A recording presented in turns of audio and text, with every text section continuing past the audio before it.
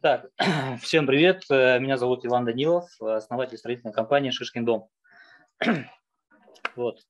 Но на самом деле нас двое. Мы открыли эту компанию со своей супругой. Ее зовут Марина Данилова. Ну и благодаря нашей команде нам удалось построить вот такую компанию. Называется «Шишкин дом». Так, строим малоэтажные дома, в основном деревянные, из профилированного бруса, из стандартного бруса. И вот каменные дома начали с прошлого года. Так,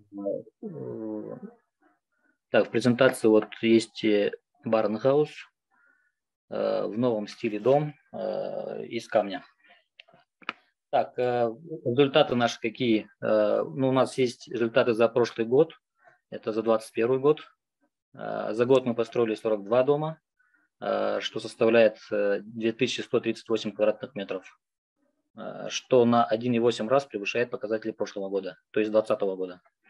Так, офис у нас находится на площади Ленина, улица Амосова, 18.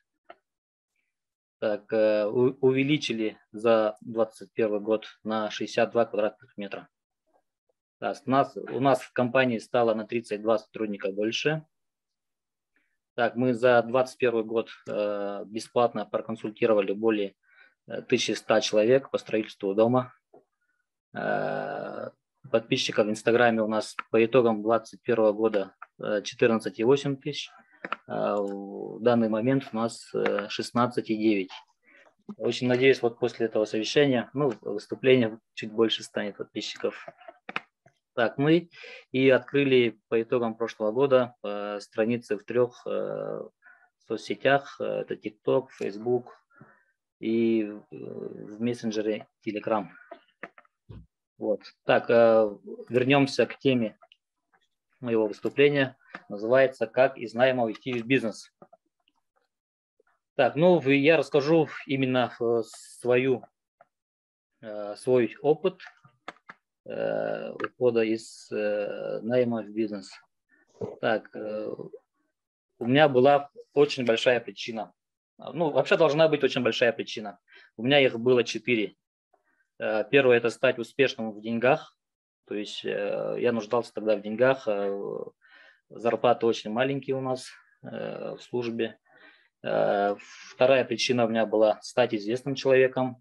Третья причина была путешествовать. И 4-я причина была это наследие. То есть оставить за собой что-то своим детям, внукам, правнукам. Вот. И у меня вот 12 шагов. Первая причина – навыки. 3-й – риск. 4-й – знания. 5-й – финансовая грамотность. 6-й – шаг или это окружение. Упорство, настойчивость, самооценка, надежность, здоровье, духовность и везение. 12-е. Меня слышно, да, Руслан? Да, слышно, слышно. Хорошо слышно. Вот, смотрите, разбираем причину. Причина была стать богатым человеком, успешным в деньгах. Вообще вот таким успешным человеком хочу стать. Вот. Так, 2-й шаг или причина, да, это вообще, что мне помогло, что нам помогло вообще создать команду и создать вообще строительную компанию в городе Якутске. Мы создавали это в период ковида было, в 2019 году. С 2019 года мы начали, и в 2020 году мы же стартанули. Это как раз было во время ковида. Так, нам помогли, я так думаю, навыки. 2-е.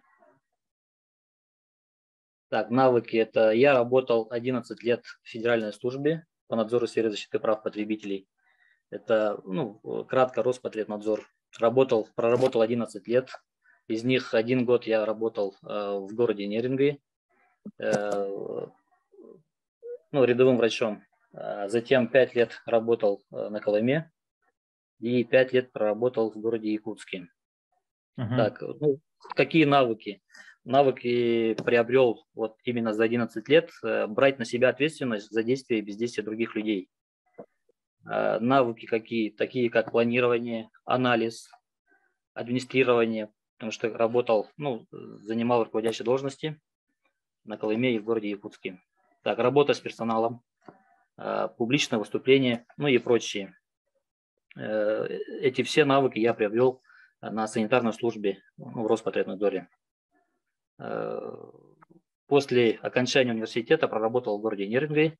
Нерюнгринская санитарная служба в нашей республике является самой сильной школой для молодых специалистов.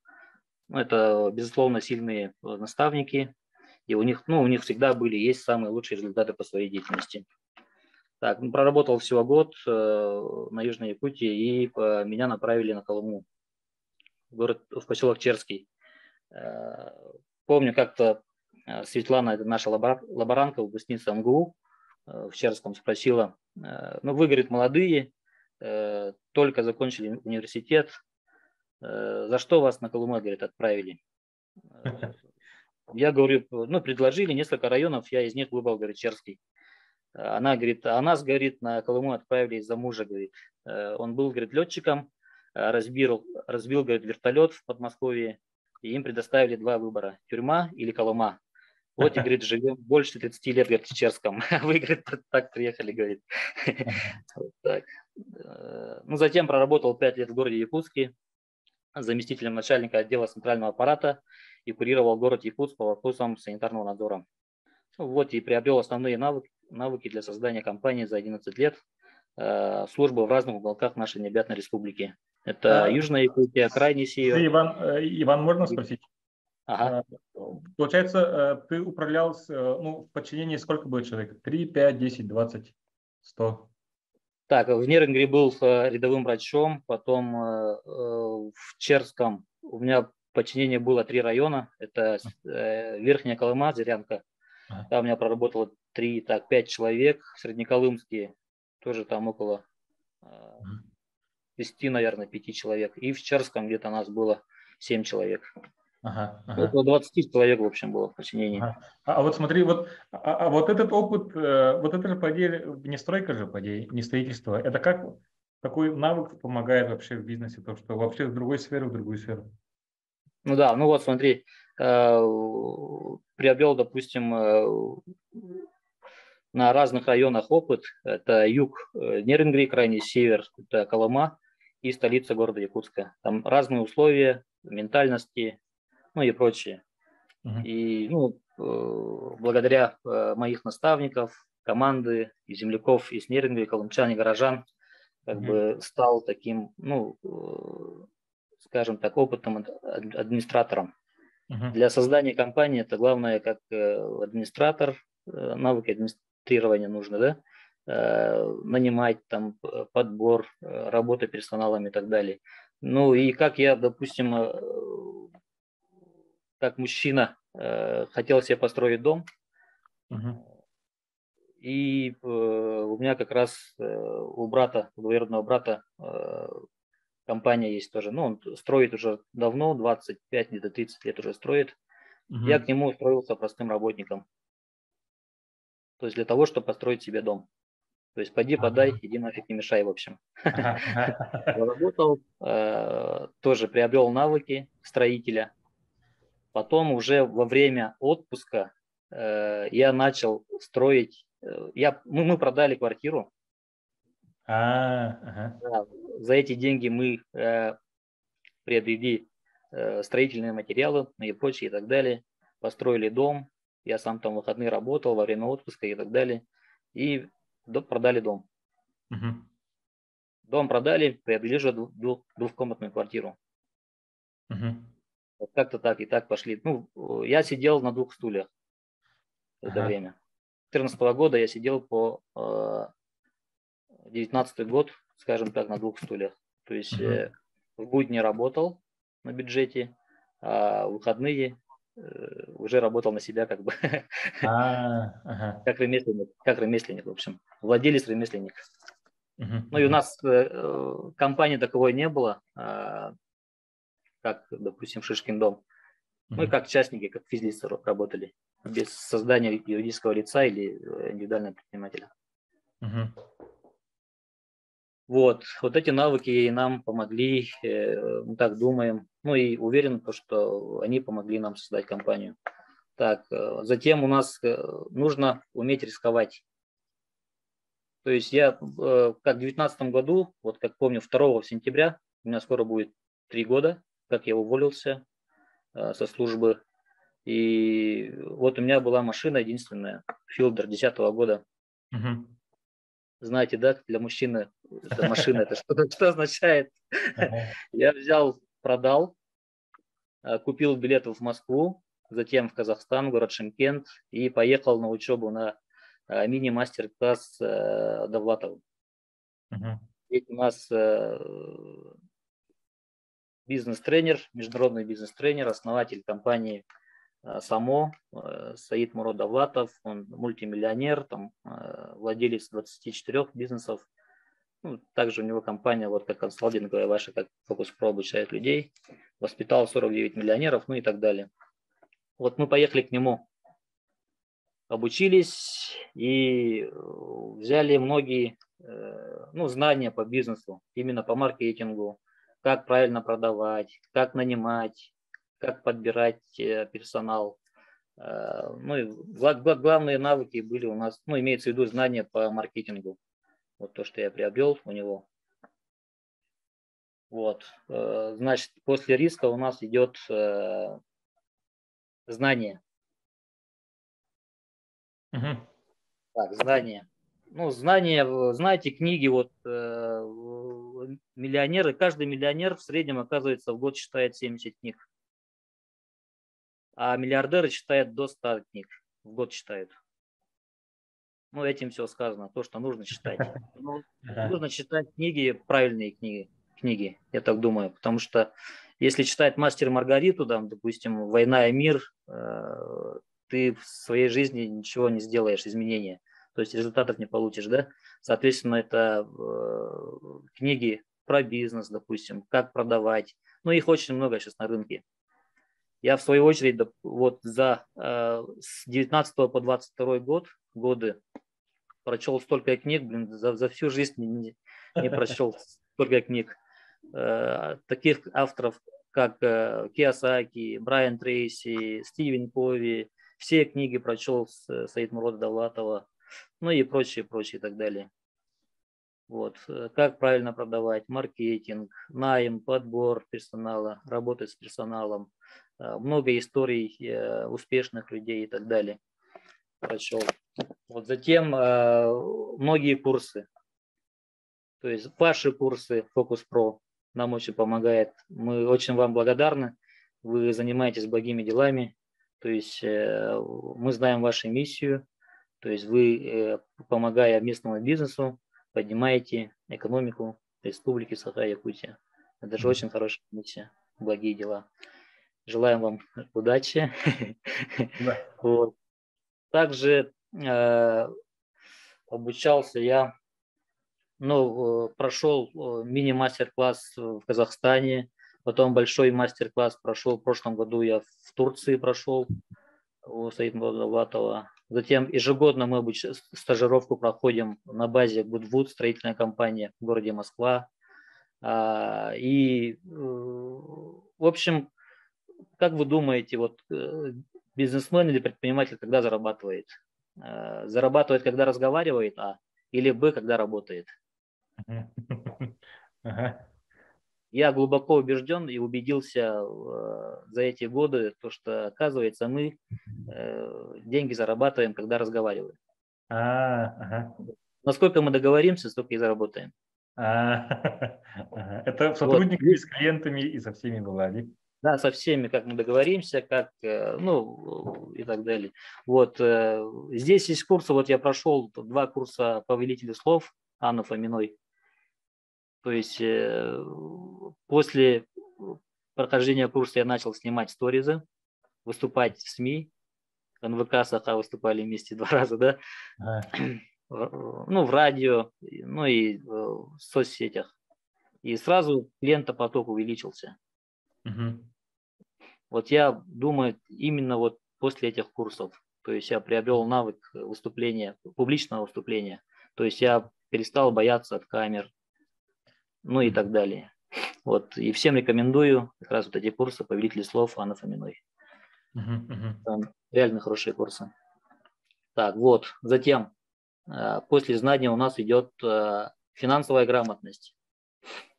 Так, ну я практикую с 2019 года вот полноценную модель счета Довлатова, моего наставника, а он, в свою очередь, приобрел эти навыки у Бода Шефера. Все знаем, что Бода Шефер, он является, ну, коуч там в топ-1, в топ-3 входит в Европе, да? Вот, я как раз практикую вот модель счета именно Довлатова. Но он тут добавил родителей, ну, там чуть-чуть добавил, в общем, от себя. И вот я тоже глубоко убежден, то, что нужно научиться сохранять и приумножить деньги до того, как они появились. То есть я уверен, то, что у вас, вот у начинающих предпринимателей или вообще вот кто сомневается, да, станете предпринимателем, бизнесом, начнете заниматься бизнесом, 100% у вас появятся деньги. Причем от вас самих зависит, они могут появиться вот сразу много. Вот вы должны именно распорядиться этими деньгами правильно.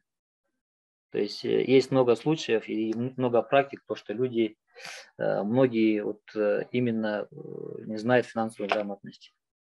И потом заработали, допустим, проработали год, команда целая работала и так далее. И в итоге эти деньги, ну, не знаю, потерялись.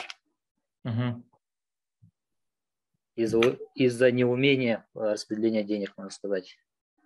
Ну, или из-за отсутствия финансовой грамотности. Вот. И затем у нас идет окружение. Вот есть философия соленых огурцов. Смотрите, есть свежие огурцы. Если их положить в банку соленых огурцов, рано или поздно они становятся солеными.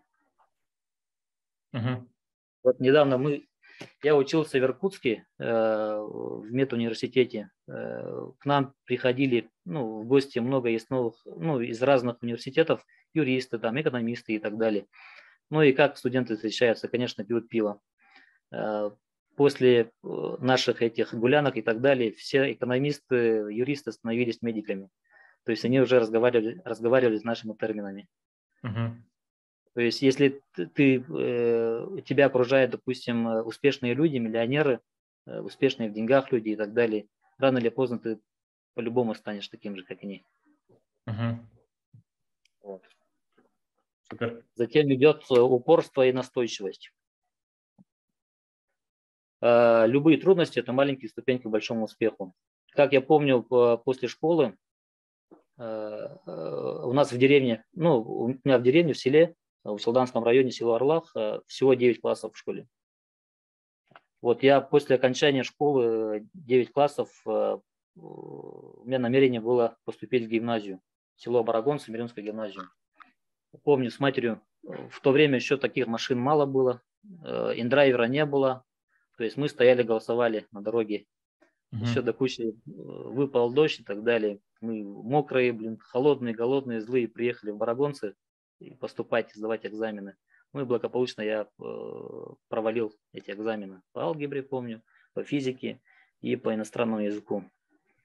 Обратно приехали, злой такой, елки-палки, как так-то, не смог ничего не сдать. Потом поставил себе цели, то, что я летом, как на каникулах, ребятишки, все играют, купаются и так далее. Я сижу, с этими книжками. Алгеброй, физикой и иностранному языку, по французскому языку. В общем, наступила осень, лето как махом пролетел. Я пошел поступать снова. Ну и вот со второго раза поступил. То есть, если не мое упорство, настойчивость, я бы туда не поступил, не закончил бы гимназию. Затем после гимназии я с третьего раза только поступил в госуниверситет, Иркутский медицинский. Помню, после школы вот все экзамены, 3 экзамена сдал на 3, по конкурсу не прошел. На второй год занимался упорно и благополучно проводил экзамен по биологии.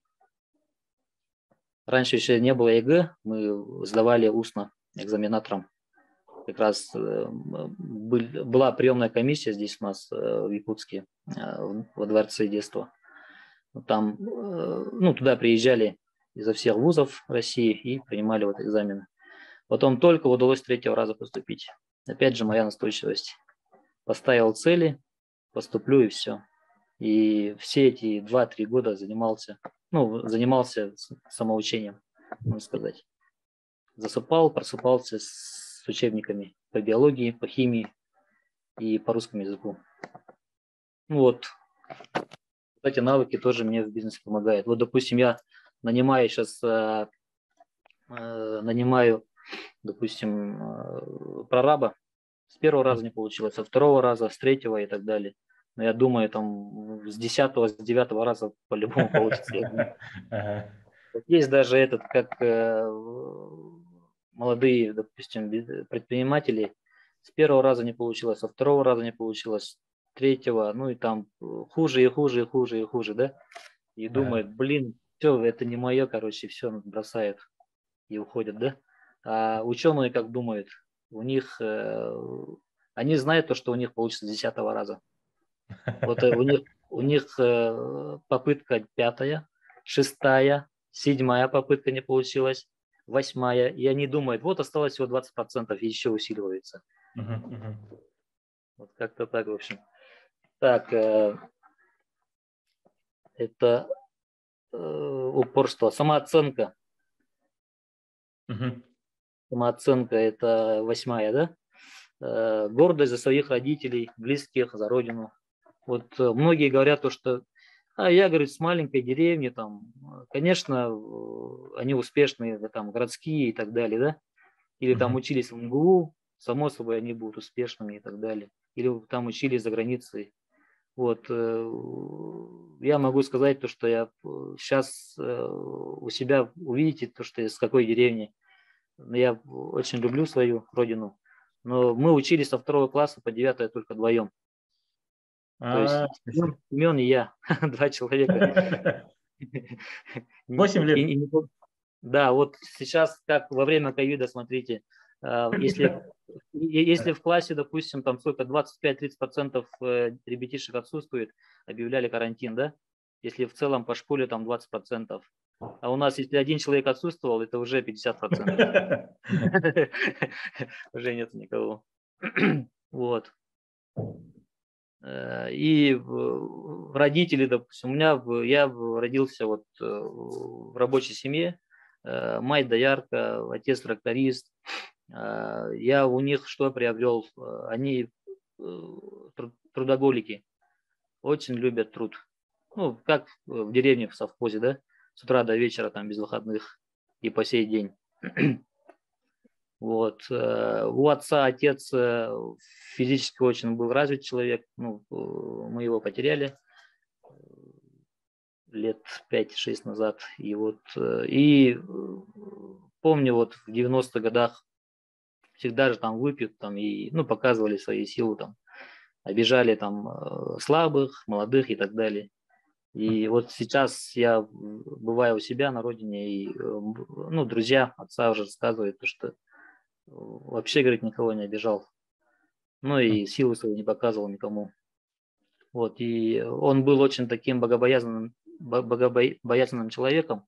И вот как раз я приобрел именно вот хорошую, скажем так, с отца, со стороны отца, именно богобоязненность. То есть он всегда, сахайтагаля у него. Это в бизнесе тоже очень помогает.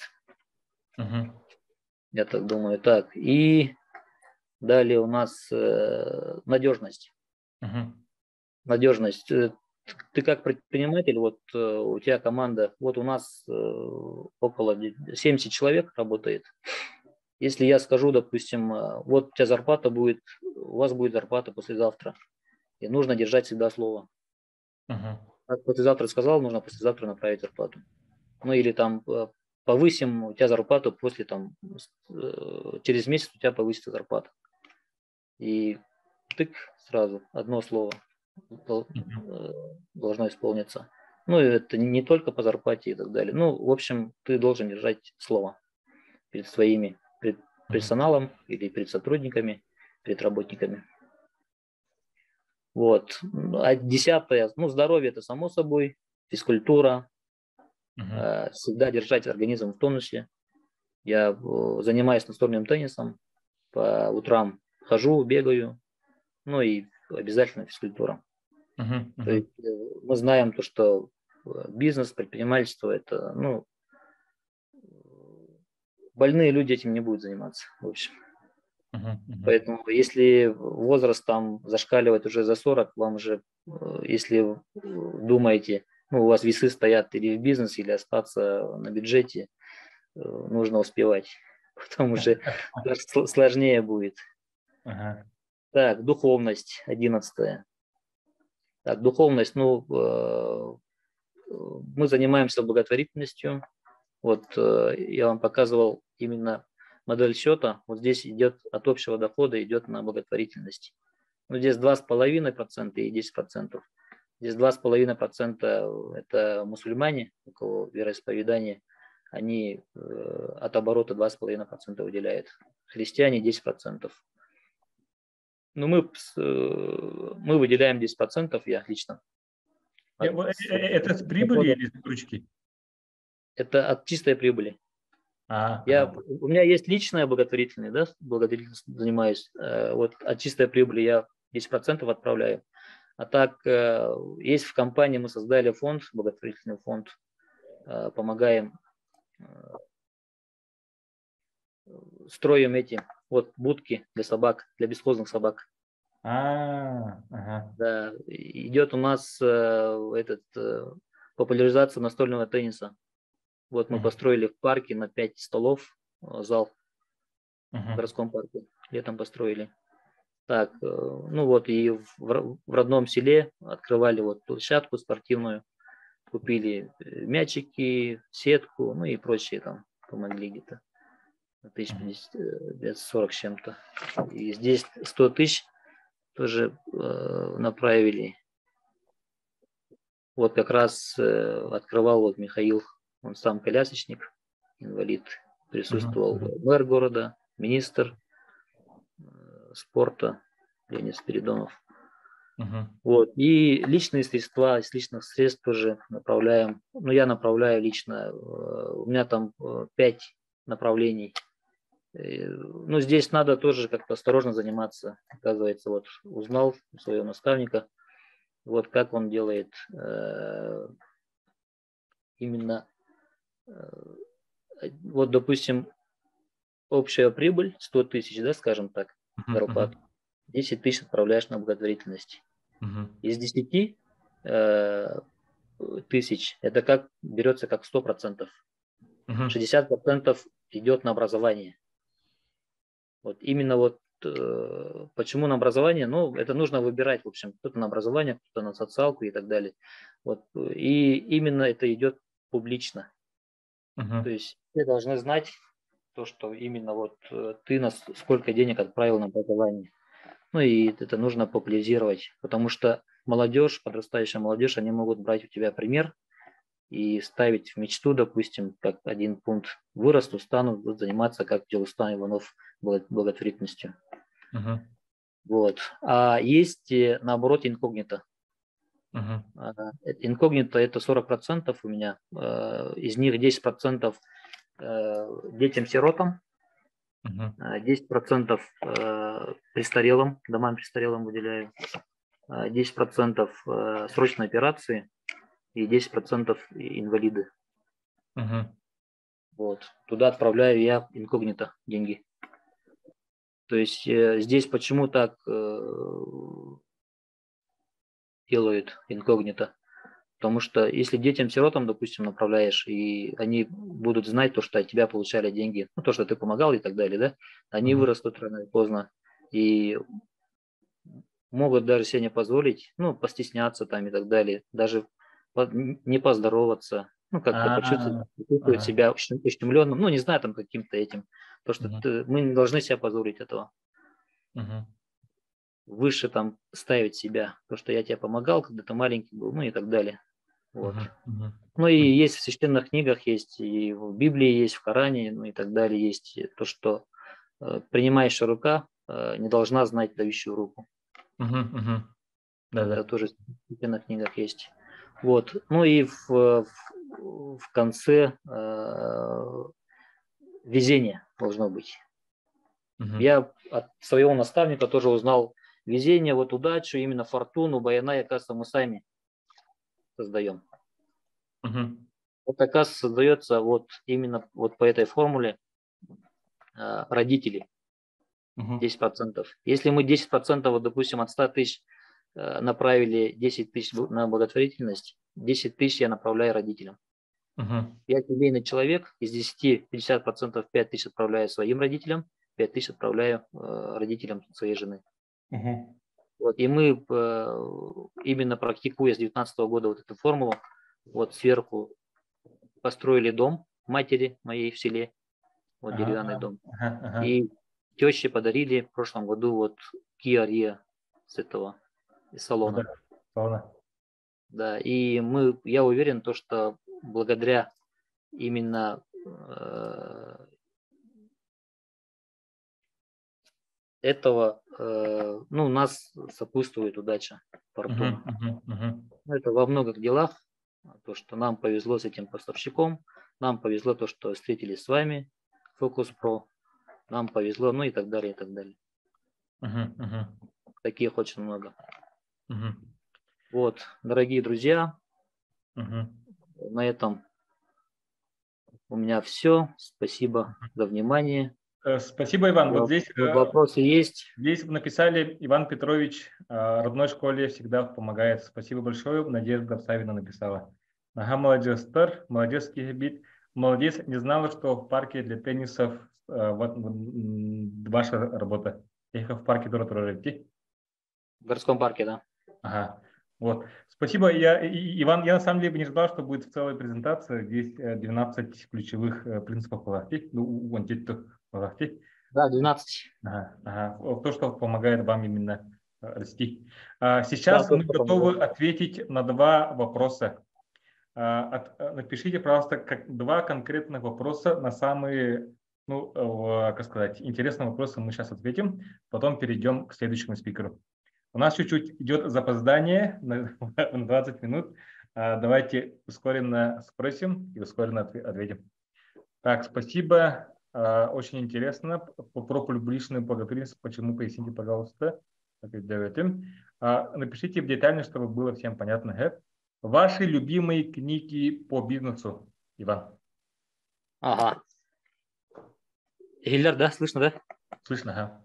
Ага. Ну вот я думаю, мне помогли какие книги. Это все книги именно Довлатова. Первая книга – это «Стратегия мышления бедных и богатых людей». Первая Угу. книга. «Я и деньги». «Я и деньги 2». «Законы духовного богатства». Ну, вот такие. Сейчас читаю, допустим, книгу про Toyota, DAO Toyota. Угу. Практикум DAO Toyota и корпоративная культура Toyota. Угу. Вот там именно прописано, как создавали фирму, ну, как Toyota. Очень интересная книга, ну, очень большая, пока еще не завершил. Угу. Угу. Вот. И есть очень хорошая книга, могу посоветовать. Автора, к сожалению, не помню, называется так «Каменное лицо, черное сердце». «Черное сердце, каменное лицо» называется. Угу. Угу. Мигрантка из Китая, она как поднималась в Америке. Угу. Именно есть там два этих, ну, скажем, не фронта, а два мышления. Есть восточное мышление, есть западное мышление. Вот как мы знаем, западное мышление, ну, это для предпринимателей, да, те, которые занимаются. У нас, допустим, мы всегда думаем, что про меня подумают люди, да? Всегда так зацикливаемся. Да, они же, люди так подумают, так нельзя поступать. А на Западе, наоборот, им вообще похер. Что люди скажут о них, что это и так далее. Там, ну, мы же видимся. Вот. И это в бизнесе очень помогает тоже. Ага. То есть каменное лицо сделал, и все, поступил как тебе надо. Ага. Хорошо, спасибо, Иван, за ответ. Здесь, короче, написали очень много интересных вопросов. Все интересные, но сейчас мне нужно выделить одно. Ну, вот давайте вот тему здесь спросили, как сохраняете гармонию с женой, работая вместе? Когда-нибудь бывают ссоры с напарником в бизнесе? Кстати, при начале открытия бизнеса, как вы были женой ну, вы начинали вместе или сначала вы, потом жена? Угу. Ага, ну, мы работали на бюджете. С бюджета у нас был договор, попробуем так, типа один уйдет с бюджета в бизнес, и потом уже посмотрим, как получится. Вот мы открывали аптеку, аптечный пункт, но мы не открыли в городе Якутске, открыли в деревне, в Улусе. И у нас этот проект не прошел. Марина там работала где-то полгода, и все, потом, ну, скажем так, закрыли. Вот. Ну и много таких маленьких проектов было, тоже не пошли они. Потом именно у нее навык был именно в продажах, и навык был именно вот в риэлторстве. Она проработала тоже риэлтором во время отпуска. Работали на Колыме, и здесь проработала риэлтором. И уже приобрела навык продавать и знания по недвижимости и так далее. И совместили наши знания, навыки. И именно, я так думаю, нам повезло, мы оказались на растущем бизнесе. И вот советую, именно вот у Дилустана у тебя есть много этих, где идет рост и где-то снижение, да? Вот, допустим, сейчас как начался, ну, скажем, спецоперация началась, и уже упадок пошел по некоторым этим. Ну, границы закрылись, туризм, само собой, ну и так далее, да? Вот, и поэтому у кого есть сейчас бизнес по туризму, именно не по местному туризму, а по зарубежным странам, у них само собой бизнес закрывается. И вот именно вот приобретая навыки, я сейчас думаю, молодым предпринимателям или кто хочет именно в бизнес, именно устроиться на работу в бизнес. То есть сейчас, ну, рано или поздно, допустим, кризис уйдет, это по-любому, да? И когда уйдет, именно быть готовым. Да. Именно этими навыками. Навык по продажам, маркетингу и так далее. Допустим, если хотите открыть ресторан, устраивайтесь в работу, ну, на работу в ресторан. И нужно выбрать хороший ресторан, успешный, допустим. И не проработать там 5 лет охранником, допустим, и через 5 лет открыть бизнес, а именно расти в этом бизнесе. То есть от помощника расти до администратора. То есть вы будете знать поставщиков, откуда что идет, как клиенты себя ведут, ну, работы персоналом, ну и так далее. Потом вы будете готовыми, уже у вас будет шанс, допустим, уйдет кризис, или у вас появятся деньги и так далее, и вы можете себе открыть бизнес именно по ресторану. Или вы станете партнером своего по-любому. Потому что умному предпринимателю, бизнесмену невыгодно вырастить себе конкурента.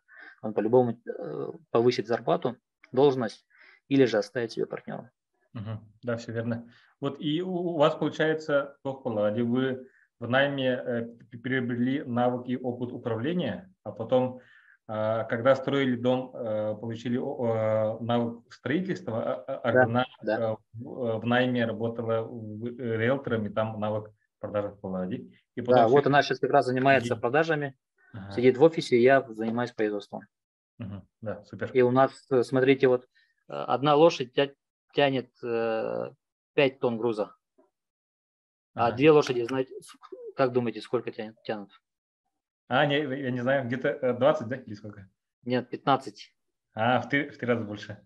Да, почему-то не 2 раза больше, а 3 раза больше. Если у вас в партнерстве можно, если правильно поставить, допустим, бизнес-модель, да, в партнерстве, тогда реально вот не только удвоить бизнес, а утроить. Хорошо. Это реально. Хорошо. Иван, спасибо большое. Мне кажется, получилось очень целое выступление отдельное, 12 принципов. Большая благодарность, то, что поделились с разных сторон, и с рисков, и с точки зрения благотворительности. по семейной части и так далее. Вот, мне кажется, всем было очень приятно. Ставьте лайки, реакции в А вам чате. спасибо за возможность, Рустам.